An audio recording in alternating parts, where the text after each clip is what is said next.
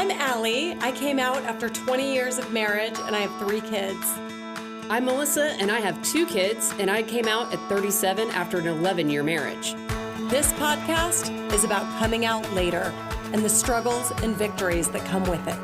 When coming out feels like the end of the world, but it's really just the beginning. This is the Lesbian Chronicles.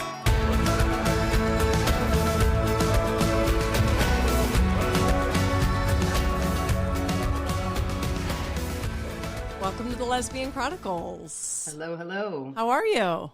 I'm good. I'm feeling pretty good lately. I know, me You too. know, we kind of had a little depressing episode I last know, week, right? But I'm kind of bouncing back. I'm trying to work out more, and we had a good weekend, a good night on Friday night together. And I feel the met a lot same of cool way. people. I wouldn't say, I'm not back to baseline, but I'm definitely seeing some good, I'm starting to feel far more hopeful. Yeah. So, I think it's one of those things where it's just it really takes time. Yeah. And as much as it sucks to sit through that time, God, because this Friday will be 90 days since my official breakup. okay. And it's I think that's just the turning point, man.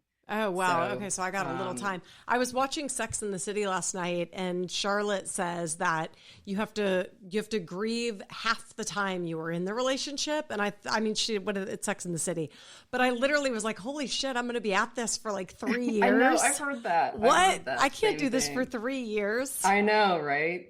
Yeah. But You're I gonna am- hit the fast forward button on that healing. I think though, the more that I unpack and the more that my life is set up, I'm feeling better. With every part of the house that feels more settled, I feel more settled.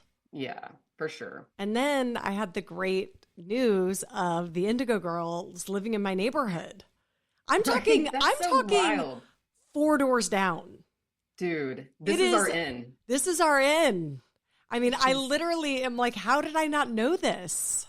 That's incredible. Right. I'm I'm so waiting stoked. for her to show up with muffins at the front door and be welcome to the neighborhood. I literally am. I'm where is she?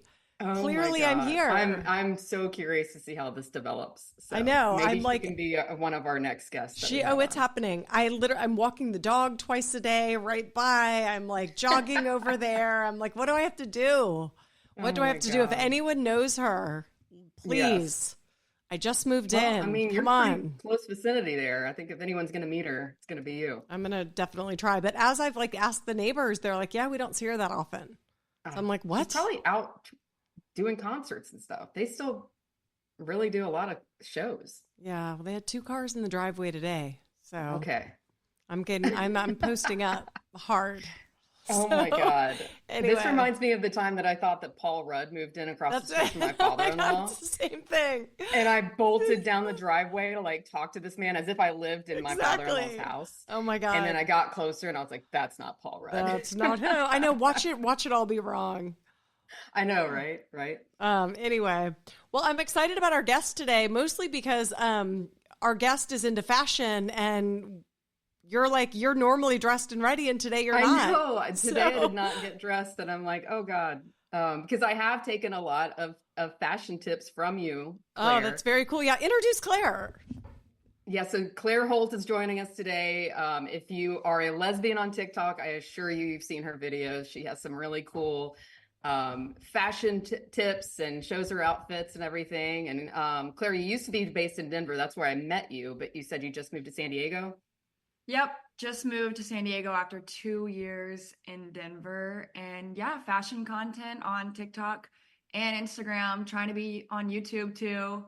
Thanks so much for having me. I'm really happy to be here. Very cool. I'm dying to know how this even starts. Tell me, what happens? You're Claire Holt, just normal Claire Holt, and then now you're a fashion influencer. What happens? Yeah, it all started. I started posting on TikTok in college from my dorm room. Where was college? I went to college at the University of Richmond. It's in Virginia. Okay. Yep. I was there because I played college basketball there. Oh, wow. Yeah, how gay. And yeah, super fun. I first got started with fashion. At first I was just posting all different types of things. I had a breakup at one point in college that was kind of bad, and it got me thinking oh, I want to do something. I need something to do. Yeah. So it was kind of like a hobby. And then I started getting like some feedback from people. I was sharing like my personal experiences. I was sharing fashion tips and advice and stuff. Started to get the feedback that people thought it was really helpful. It was kind of like an underserved little corner of the internet. And so that was really motivating to me. So after that, it just kind of stuck and got some traction. And I also just love doing it. So that's kind of how I got started. And then is the vibe the same? Like, is it like back then you're kicking this thing off and you're just like shopping or you're buying, you know, whatever like you like. And then is it like morphed into something else? Or is it like you're still the same? The methodology is the same. You still shop at the same places. You're still very much like, how does it look? It morphed Yeah. a little, but it was more of a refining into something I was the whole time. Okay. But I shop at some of the same places, yeah. The actual content I make has changed some. I used to do styling videos where I'm taking screenshots of other people's outfits and explaining what I liked about them. And now sometimes I'm doing more of styling myself with the clothes I actually have. So it's morphed a little bit and changed over the years just because I get bored and like different formats seem fun. But yeah, my personal style started out kind of more like I've grown up. I'm like in the adult world and all of that stuff. So I wanted to feel more adult. And so it got a little bit nicer probably and a little bit more dressy for certain events. I used to be heavy on the graphic t-shirt vibe and now I have more range. So it's evolved in a positive direction. But now the more I get into the fashion space, the more I'm thinking about it and getting ideas and like wanting to be different instead of just wanting to look nice, which was kind of like my original goal. That's So interesting. Like, do you go to thrift stores? Yeah. Yeah. Oh, yeah. Big thrifter, thrift, vintage, secondhand, like, that's my stuff. I feel like your generation really embraces that in a way that like our generation never did. No. And it's so impressive. Like that's one of the reasons why I really like your videos. It's you are taking stuff that's like people will probably pass over at a thrift store. But talk a little bit about how you kind of like find something because you do a lot of the cropped shirts and stuff like that. And now I'm seeing them like those crop shirts like all over like Abercrombie and Hollister and American Eagle. Like all those people are now making the same kind of shirts. Yeah, it's funny because that I made a video about cropping a shirt, and basically how to hem the shirt without using a sewing machine. You can get like hemming tape, it's called, and iron the seam so that it is not raw, like a raw hem. That was like one of my most viral videos. That was something I'd been doing for a while, but it was just like this vibe of I'm shopping in the men's section and I don't know why, but every single button down or like shirt you get there is so long, like long torso, and it was just like swallowing me up and it wasn't looking right. So I started figuring out how cropping helped like the silhouette of how my outfit looked. So that was the beginning of it. And I've worked with Abercrombie before. I've done several like deals with them, and it's pretty soon after I started working with them, they started releasing those crop shirts. And I'm like, listen, this isn't a coincidence. Yeah, I don't know. I think in general, people are liking more of like an untucked button up look instead of the same old really long ones. Even it's not just women wearing menswear, but even men are buying and wearing those kind of shirts just because it's a little more flattering. Visually, it seems like that's what's figuring out. But yeah, it started with that. And the hard thing about thrifting is like being able to see something and envision it on your body. Right. Especially when it's in the mix of all of these clothes that wouldn't look flattering. Right. So you kind of have to like over time, like develop an eye for what falls right, what lays right, what types of cuts, what types of necklines, like what looks good on your body. And then you're able to go out and in a pile of ugly shirts, you find the one shirt that actually looks right.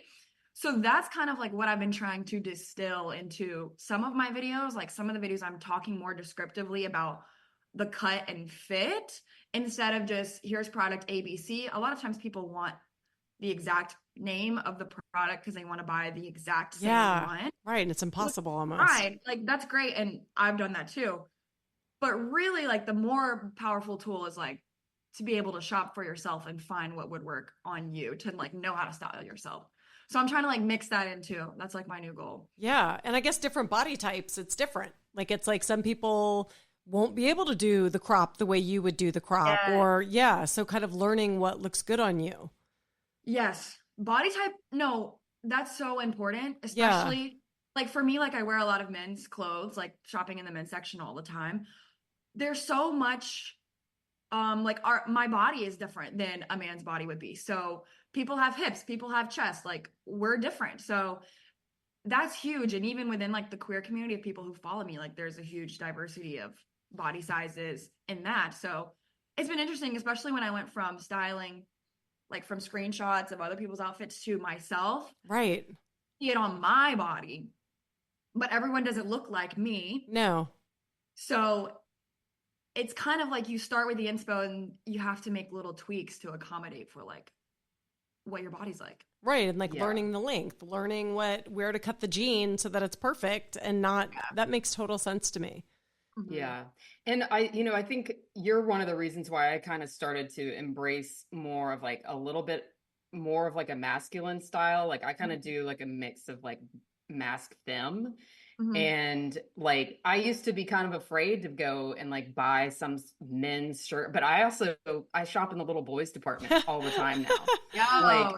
My daughter full on judged me a couple weeks ago because I walked into Old Navy, went straight to the little boys department and put on like a button down, and she's like, "What are you doing?" And I'm like, "You see, this fits. It fits me." And she was like shocked.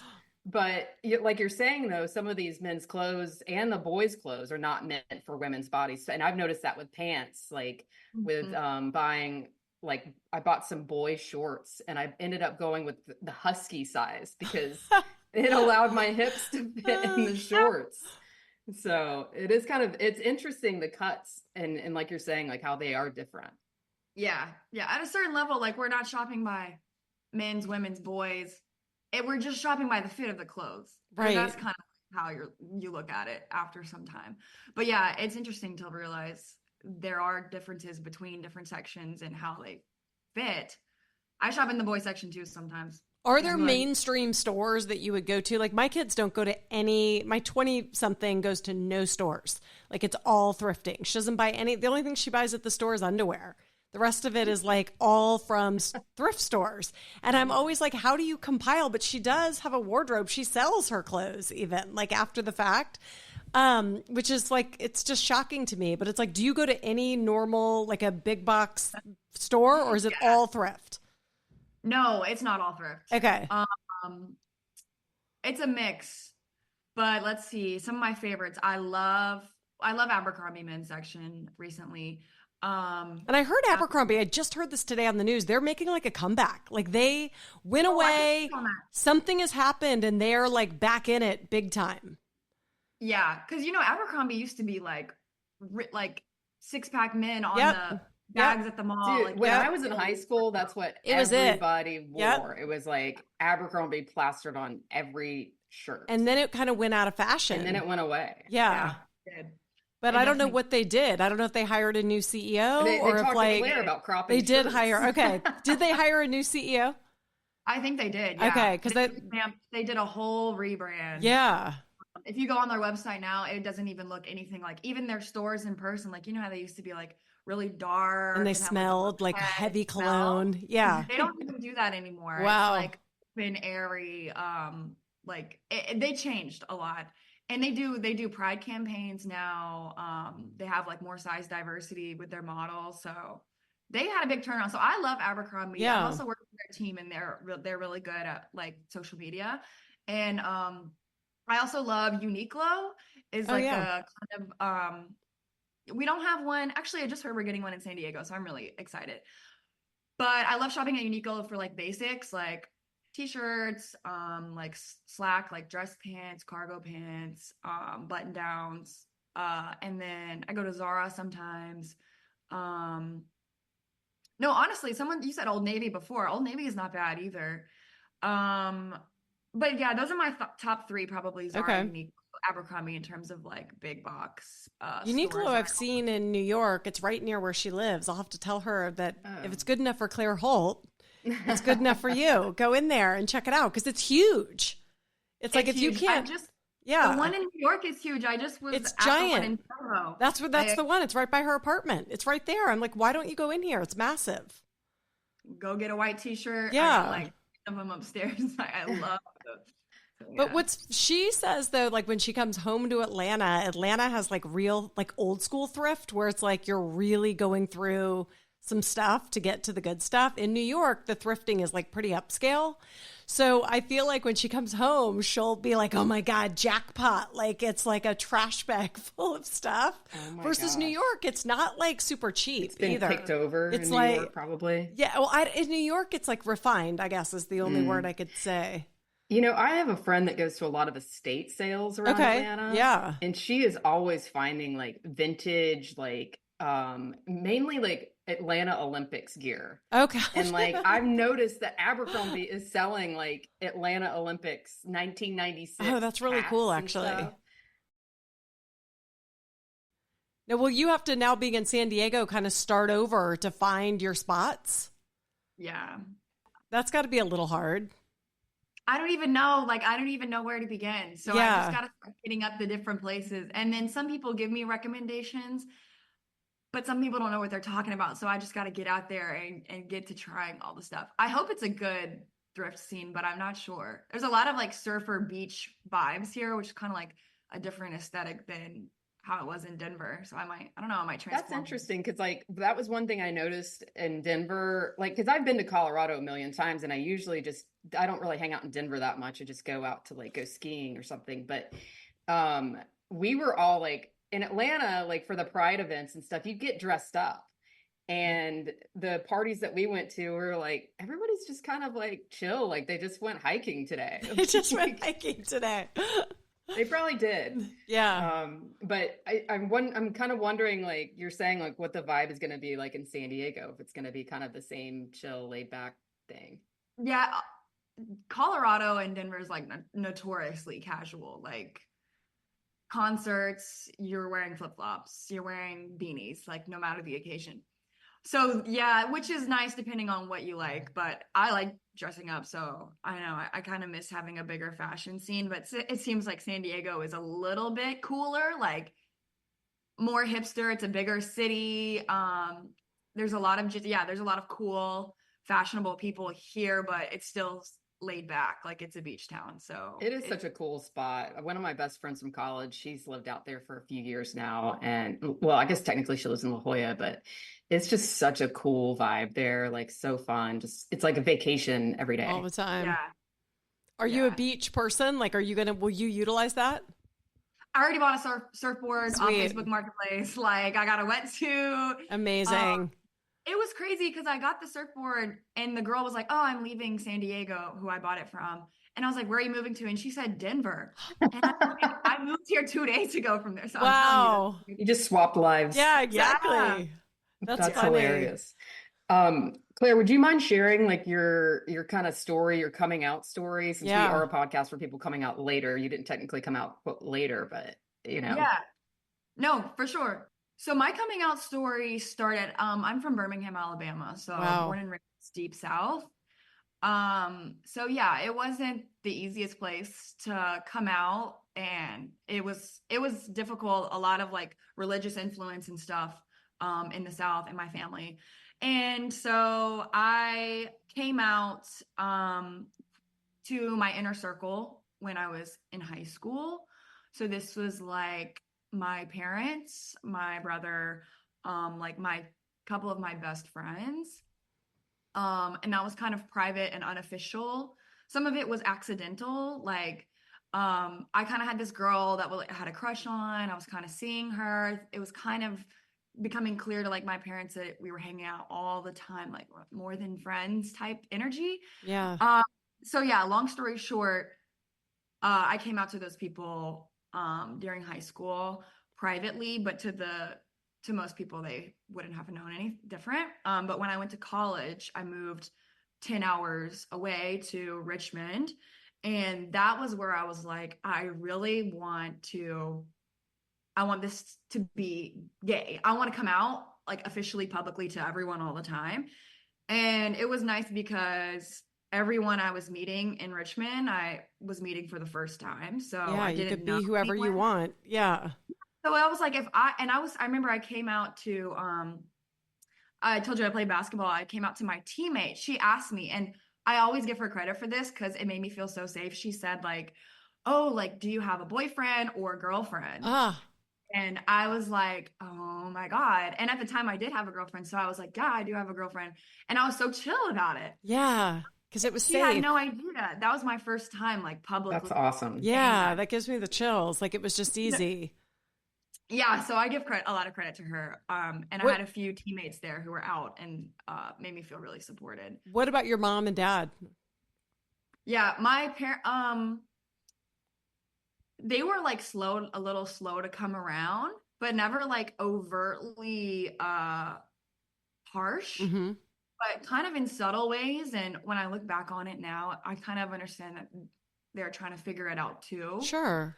They didn't have, I mean, I'm telling you, I grew up with no queer people in my life. They grew up without knowing any queer people. Like, and the people they did know were not that close to them and kind of far off, and they didn't have like close relationships to those kind of people.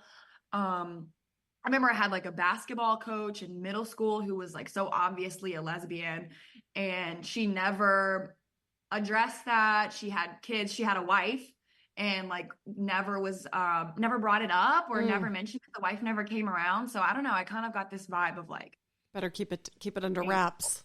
yeah, like Yeah, this is people, like be quiet, like no. right. Um, yeah, so I kind of got to this point of like, I can't fight this anymore, as like much as I really was like, I do not want to, like, no one is like, I'm dying to be a lesbian when I grow No. up. Right, right. Like what? So I was yeah, I kind of had a girl I was kind of seeing at this time, and I was like, I cannot avoid this. Like this is driving me crazy. Like I'm at this point, I'm being mean to her. Like Yeah, I'm lashing out at other people. Like I got to get this under control. So it was kind of just like this boiling over. right. And like I remember I told my dad, I was asking if I could go see this girl. He was like, no, like you need to stay home, do homework, whatever. And I was like, you just don't want me to see her because you know we're together. Like I Oh, said, wow. isn't that crazy? Yes. Okay, so what did he say back to that? Oh, it was the worst part is that I did that over text. Oh Oh my boy. God. So then you got to wait for the reaction. I can't. And then he just goes like, this is probably a conversation to have in person. And I was like, right. And I remember I was out like driving home from school or something, and I just like drove around the city for like 2 more hours trying to, oh, I Like have buy to some go. time. What Dang. about what about your mom? And then also, do you have siblings that were Yeah, chiming in? yeah. My brother is funny. So, but my brother was like, "Oh, I knew the whole time." Like, he low key, like the girl I was seeing was kind of like my best friend, but she was at my house a lot, and he kind of got a crush on her. Oh, geez. Okay, it was like a love triangle. So I'm like, no, I'm like, no, you don't get it. You Like, can't. I'm already in this. Yes. you need to back off. Like, I can't tell you why, but like, she does not like you. Like, She please. does not like you. Oh my gosh. Yeah. So eventually, when I came out to him, he was just laughed and he thought it was funny. And he was like, well, that makes all of that make sense. Like, duh. That's So really funny. yeah. And me and my mom are really close. So we had, it was kind of a slow warm up for her, but I knew that ultimately it would be okay. Like she is like kind of progressive minded and stuff, but I just had never seen her have to react to a situation like that. Like I assumed it would be okay. Are they But from Alabama? Yes, my Okay, so this grandparents is their are whole like upbringing. Yeah. whole life, and Yeah. I'm like the only one to have left the state. Wow. Like to this day, my brother still lives there. So yeah, it was just like a culture. It was a lot of cultural thing. Right.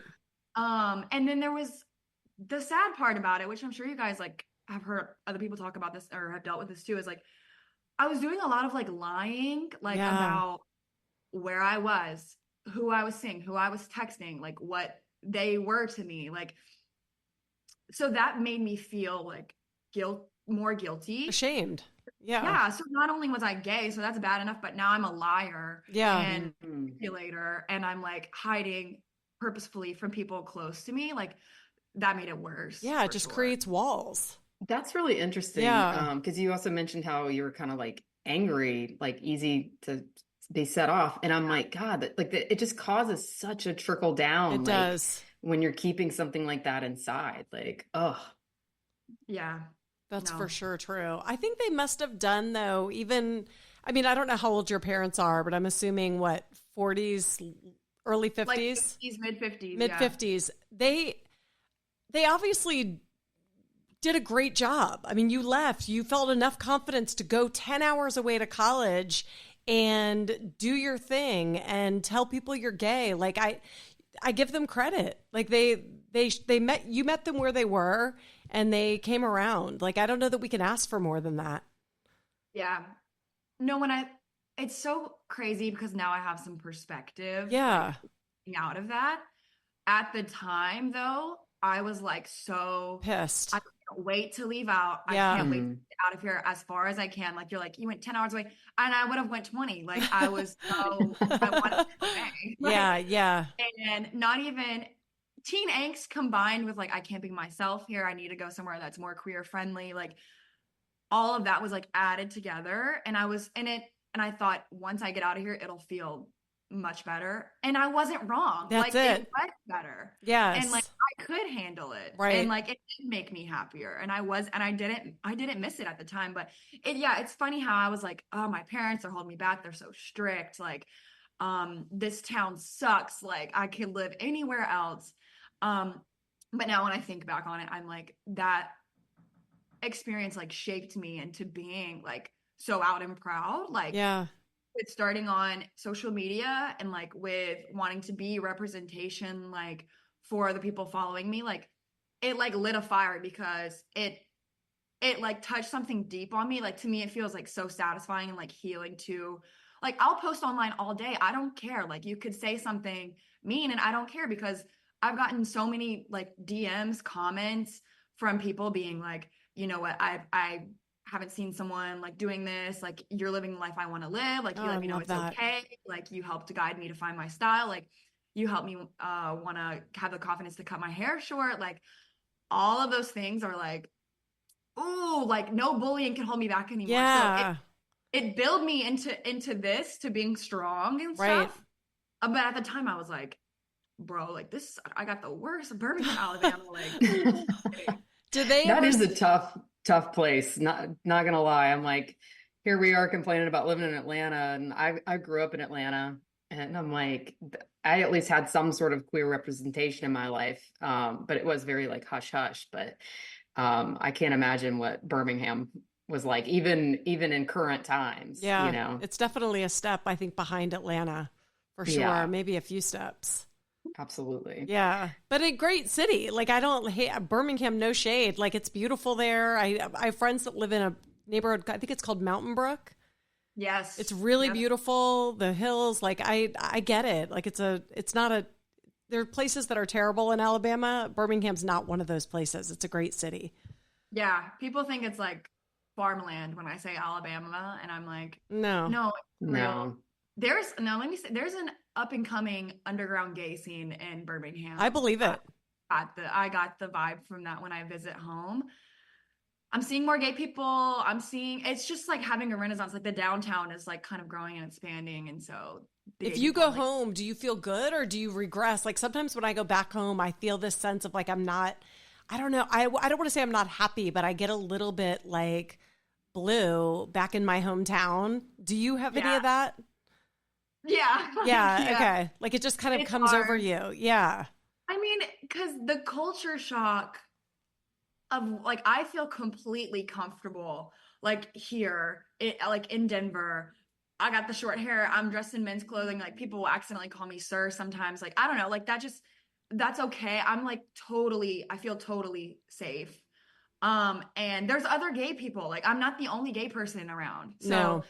I feel totally chill. And then I just remember how different it is other places, like when I go home. But at the same time, I haven't experienced people being mean, people Yeah. like ignoring me. So I'm like, how much of this people are nice when you give them a chance. That's so true. Melissa, we just talked about that. Melissa and I were in Alabama together not that long ago. And Melissa was talking about going into a gas station and getting like feeling nervous. And I was telling her that like when you give people a chance, they really are, they're nice. Yeah, no one said anything to me. I just got full head swivels when I walked in. Yeah. But I think it's like, it's their, to your point, like I think they just aren't used to it, but they're curious, which to me, I like that about people. Like, I want you to be curious about me, be curious about my partner, be curious of what we're showing up here together with the kids doing. Be curious, but kind and curious. And that's what I've experienced in Alabama and Atlanta, but I know that's not always the case. Mm-hmm. So anyway, but I think that's really cool. Thank you for coming on. This has been great. Yeah. No, I'm having so much fun. Like, thanks for having me. Yeah. So Absolutely. are you single in San Diego, or did you go out there with a woman in mind? A funny story. I have a girlfriend and we met in Denver. Okay. We both were living in Denver and she had plans to move to LA. Okay.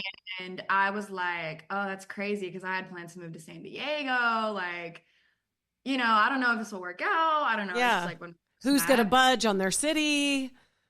Long story short, she tried to move to LA, was visiting neighborhoods there, didn't like this one, didn't like this one, didn't like this one. She realized I don't like LA. I'm like, oh my God, like if only there was another city that was like nearby, but like more chill. Like, yeah. I think you would love let me think. Yeah. And the mutual friend that introduced us moved to San Diego. So we both had some connections. And anyway, long story short, she lives in San Diego now.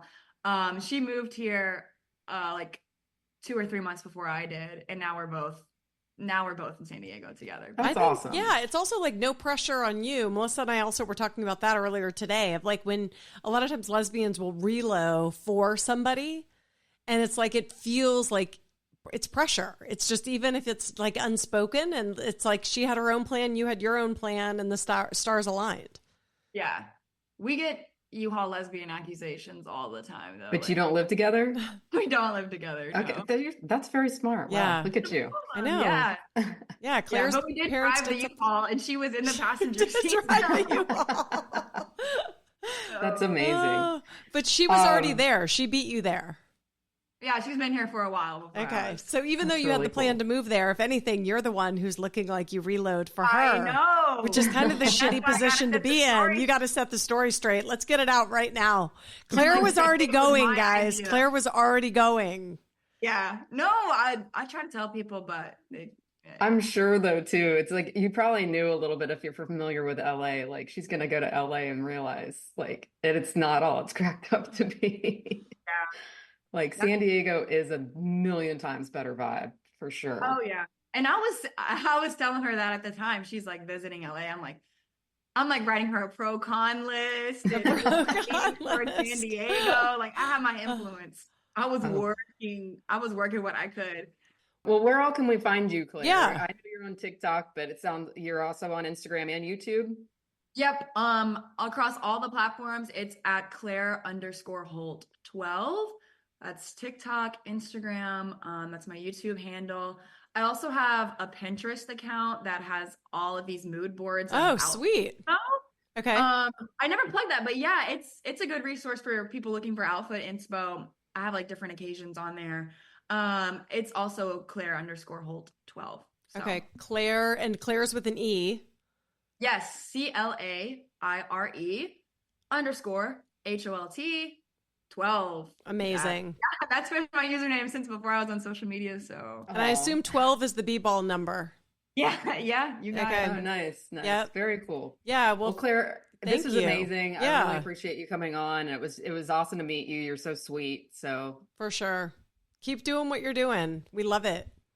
Thank you so much. Thank you for having me. It was really nice meeting you, and you guys are doing really important work. So it's really nice to see. Thank you. All right. Thank you, Claire. Have a good one. Take care, guys.